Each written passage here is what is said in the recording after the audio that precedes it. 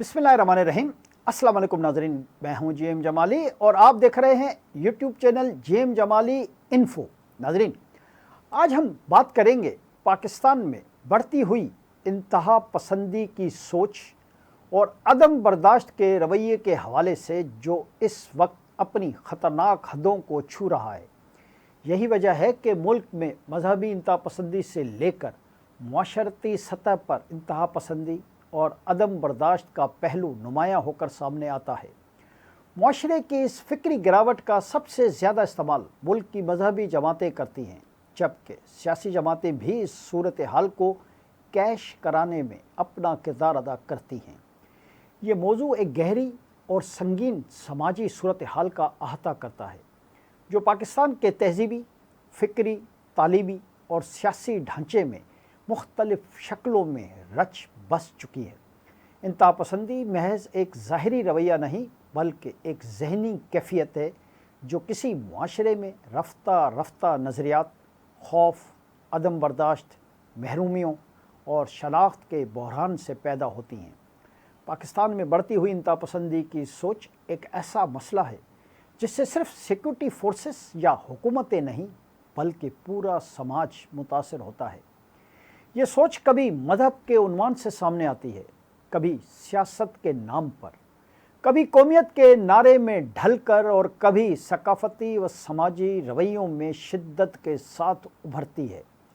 इसके पीछे तारीख़ी अवामिल भी हैं, सियासी गलतियाँ भी, मुआशी नाहमवारियाँ भी और समाजी नाहमवारियाँ भी। चनाच इस मसले को समझने के लिए ज़रूरी है कि हम ये जानें कि ये सोच कैसे परवान चढ़ी, इसने मुआशरे को कैसे मुतासिर किया और उसके हल की राहें क्या हो सकती हैं। जी नाज़रीन, पाकिस्तान अपने क़याम के आगाज़ में एक नए मुआशरे की तश्कील के मरहले से गुज़र रहा था।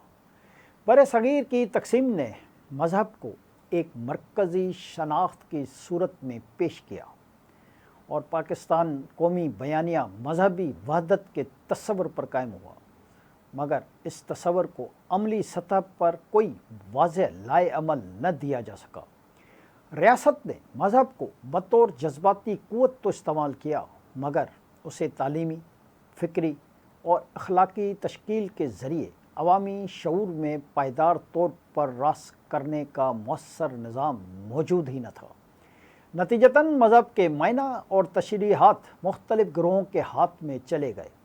इस खिला ने इंतहा पसंदाना ग्रोहों को मौका दिया कि वो मजहबी जज्बात को अपने सियासी व नज़रियाती मकासद के लिए इस्तेमाल करें।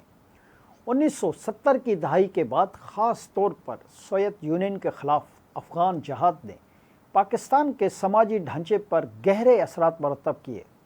उस दौर में मज़हब को बैनुल-अक़वामी सियासत में एक मौसर हथियार के तौर पर इस्तेमाल किया गया। दुनिया की बड़ी ताकतों ने जहाद को फ़रोग़ दिया, मदारिस की फंडिंग हुई, नज़रियाती प्रोपेगेंडा किया गया, नौजवानों को इस्लामी फ़रीज़ा के नाम पर जंगी तरबियत दी गई और यूं मज़हब के नाम पर एक अस्करी जहनीत परवान चढ़ी। इस जहनीत ने न सिर्फ पाकिस्तान के कबायली इलाकों, बल्कि शहरों, तालीमी इदारों और आम समाज में भी जगह बना ली। मज़हब और तशद्दुद के दरमियान जो मसनूई ताल्लुक़ कायम किया गया, वो आने वाली नस्लों की सोच में सराहियत करता चला गया। जी नाज़रीन, पाकिस्तान में मुआशी अदम मसावत भी इंतहा पसंदी के फ़रोग़ का एक नुमायाँ सबब है।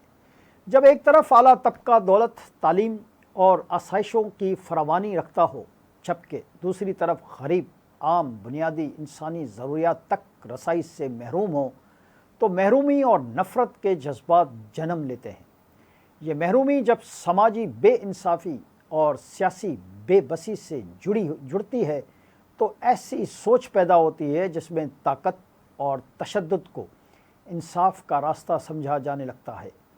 मुआशरा जब मुनसफ़ाना मौक़े फ़राहम नहीं करता, तो इंतहा पसंद ग्रोह नौजवानों को इज़्ज़त, ताकत, मकसद और शनाख्त का झूठा तस्वर फराहम करते हैं, जिससे उनकी सोच पर बड़ा असर पड़ता है। दूसरी तरफ तालीमी निज़ाम की कमज़ोरी भी इंतहा पसंदी के फैलाव की एक बुनियादी वजह है। پاکستان کا تعلیمی ڈھانچہ 3 سطحوں میں بٹا ہوا ہے: سرکاری اسکول، نجی اسکول اور مدارس۔ ان تینوں نظاموں کے نصاب، تربیتی اصول اور سماجی اہداف ایک دوسرے سے بہت مختلف ہیں۔ نتیجے میں ایک ایسا معاشرہ وجود میں آیا ہے جس میں سوچ اور فہم کے معیار مختلف، ترجیحات مختلف اور دنیا کو دیکھنے کا انداز مختلف ہے۔ سرکاری تعلیم میں بنیادی کمزوریاں اور عملی قابلیت کی کمی ہے۔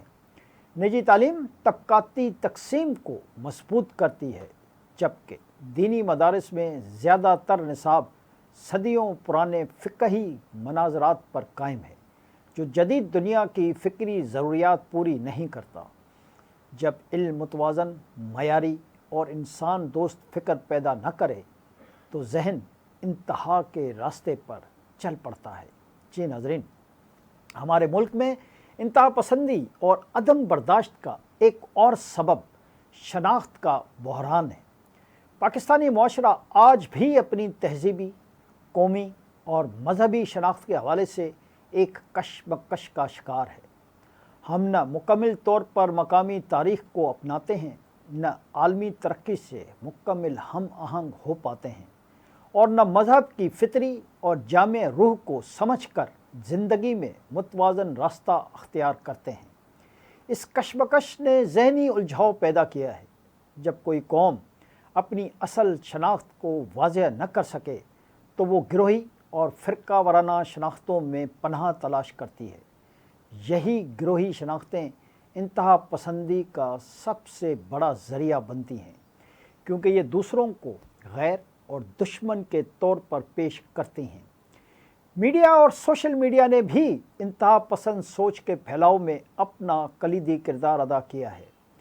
آج معلومات کی ترسیل تیز ترین ہے، مگر اس کے ساتھ جھوٹ، نفرت اور شدت بھی اتنی ہی تیزی سے پھیلتے ہیں۔ لوگوں کی آراء، جذبات اور رویے اب صرف فکری بنیادوں پر نہیں بلکہ سوشل میڈیا کے جذباتی رد عمل کے تحت تشکیل پاتے ہیں۔ یہ فضا مکالمے کو محدود اور جذباتی رد عمل کو مضبوط کرتی ہے، جو انتہا پسندی کے لیے زرخیز ماحول فراہم کرتی ہے۔ انتہا پسندی کے اثرات سماج کے ہر پہلو پر مرتب ہوتے ہیں۔ یہ سوچ معاشرے کو خوف، تقسیم، تشدد اور عدم برداشت کی طرف دھکیلتی ہے۔ خاندانوں، محلوں، اداروں اور ریاستی ڈھانچے میں اعتماد کا فقدان پیدا ہوتا ہے۔ مختلف مکاتب فکر کے لوگ ایک دوسرے کو شک اور دشمنی کی نظر سے دیکھنے لگتے ہیں۔ مکالمہ، رواداری اور احترام ختم ہونے لگتا ہے۔ یوں معاشرہ اجتماعی طور پر ٹوٹ پھوٹ کا شکار ہو جاتا ہے۔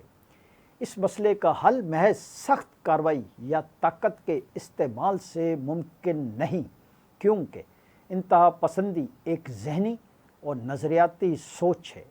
اسے مکالمے، تعلیم، معاشی انصاف، نصاب کی اصلاح، مذہبی ہم آہنگی، نوجوانوں کے لیے مثبت مواقع، معاشرتی رابطوں کے فروغ اور ریاستی بیانیہ کی شفافیت سے ہی کم کرنا ہوگا۔ علماء، اساتذہ، دانشوروں، والدین اور ریاستی اداروں کو مل کر ایک ایسا فکری ماحول تشکیل دینا ہوگا جو توازن، انسانیت اور احترام کو بنیاد بنائے۔ مذہب کو اخلاق، عدل، برداشت، محبت اور خیر کے پیغام کے طور پر پیش کرنا ضروری ہے۔ تعلیم کو تحقیق، سوال، سوچ اور سمجھ کا ذریعہ بنایا جائے، نہ کہ رٹے اور مناظرے کا آلہ۔ نوجوانوں کو بے مقصد زندگی سے نکال کر علم، ہنر اور جدید دنیا کی تخلیقی سرگرمیوں کی طرف لانا ہوگا۔ آخر میں یہ بات اہم ہے کہ انتہا پسندی کسی ایک طبقے یا گروہ کا مسئلہ نہیں، بلکہ پورے معاشرے کی مشترکہ ذمہ داری ہے۔ یہ سوچ جتنی دیر ہماری فکری فضا میں موجود رہے گی، اتنی دیر ترقی، امن اور سماجی ہم آہنگی ممکن نہیں۔ پاکستان کی بقا، ترقی اور استحکام کا دار و مدار اس بات پر ہے کہ ہم انتہا پسندی کی جگہ برداشت، مکالمہ، اعتدال اور انسانی احترام کو فروغ دیں۔ اگر ہم اپنی آنے والی نسلوں کے لیے ایک پرامن اور روشن مستقبل چاہتے ہیں تو آج سے ہی ہمیں اپنی فکری سمت، تعلیمی ترجیحات اور سماجی رویوں میں مثبت تبدیلی لانا ہوگی۔ یہی پاکستان کے بہتر مستقبل کی بنیاد ہے۔ آج کے لیے اتنا ہی۔ اگلے پروگرام تک کے لیے اپنے میزبان جیم جمالی کو اجازت دیجیے۔ اللہ حافظ۔